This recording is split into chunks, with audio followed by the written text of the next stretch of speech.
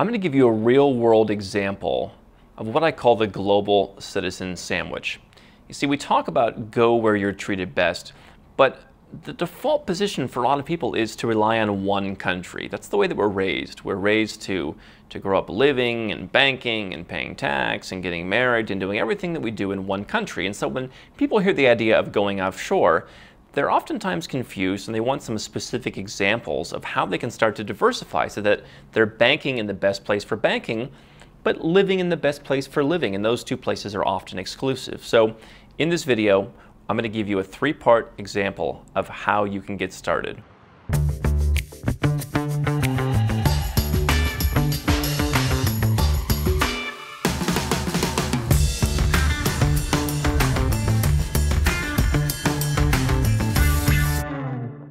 Hi, I'm Andrew Henderson. My global citizen sandwich reflects the fact that people are mainly looking to do three things. They're looking to keep more of their money, they're looking to live a lifestyle of freedom and of happiness, and they're looking to grow their money. And so what does that involve? That's going to involve living in a certain place where you enjoy living, but it's also tax friendly. It's going to involve where you're making your investments, and on the other end, it's going to involve, where's the money that you're earning, where's the money that you already have going, where does that money sit, where's it stored?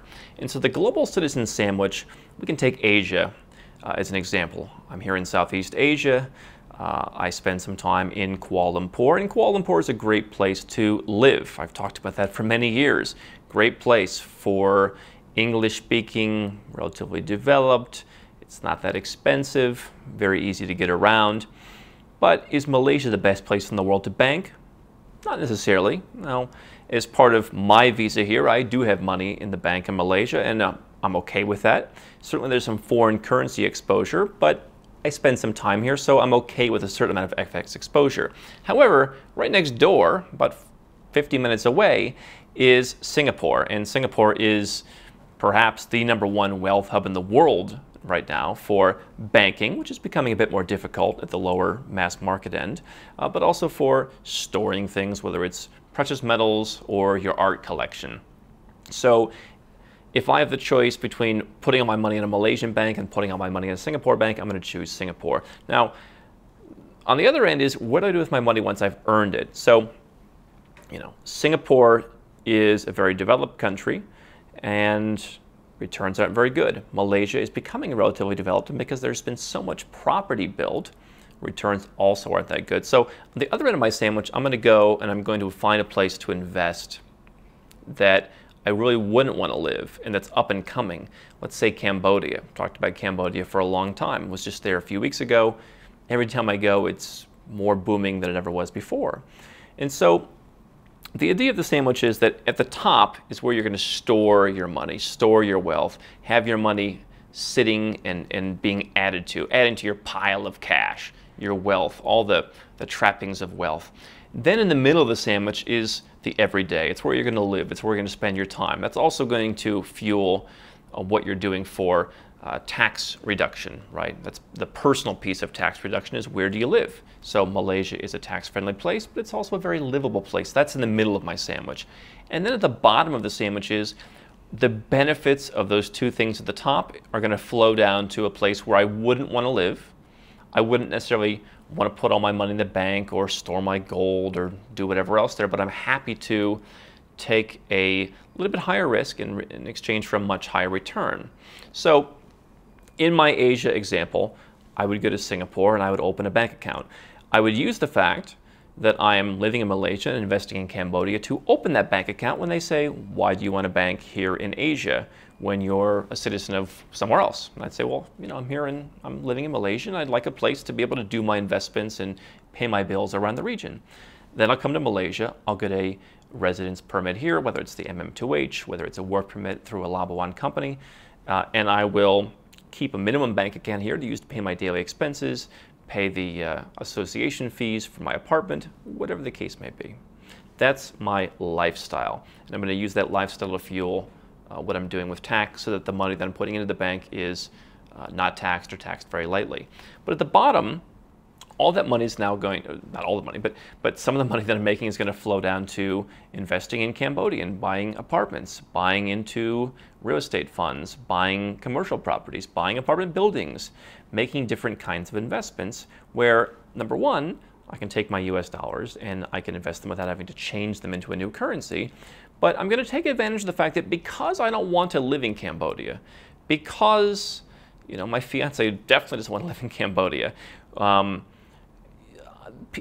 there is an advantage to like getting in early, right? So whether it's Colombia, whether it's Cambodia, whether it's Georgia, these, somewhere in Africa, these up and coming countries that you don't want to live in and that you wouldn't trust with your money are not always, but often cases underpriced.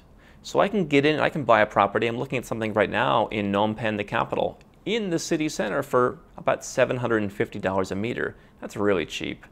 And so that's because it doesn't have the decades of establishment that Singapore does. It doesn't have the livability of Kuala Lumpur, but I don't care about those things. My money just wants to grow.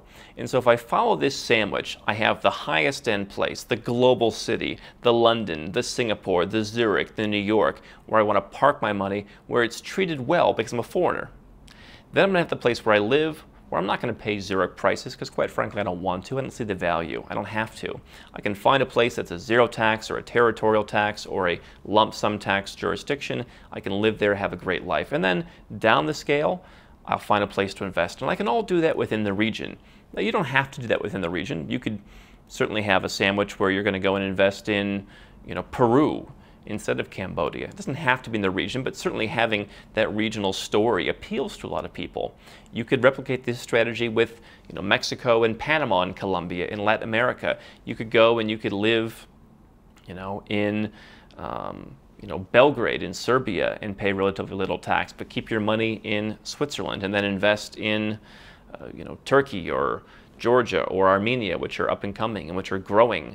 So the idea of perhaps starting with 3 places and looking at it as those 3 different elements, all of which are mutually exclusive from each other, will at least get you started in putting together your flags around the world so that you too can go where you're treated best.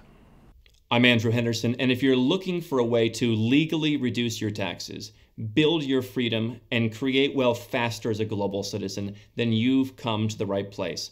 I want you to do 3 things right now. Number 1, click the button to subscribe to our channel. Make sure to get notifications so you never miss a new video. Number 2, get a copy of our #1 best-selling book, Nomad Capitalist, on Amazon and learn all of the dozens of benefits of our lifestyle. And number 3, if you're already a 6- or 7-figure entrepreneur and you want to put these strategies in place, go to nomadcapitalist.com and find out how to get some help.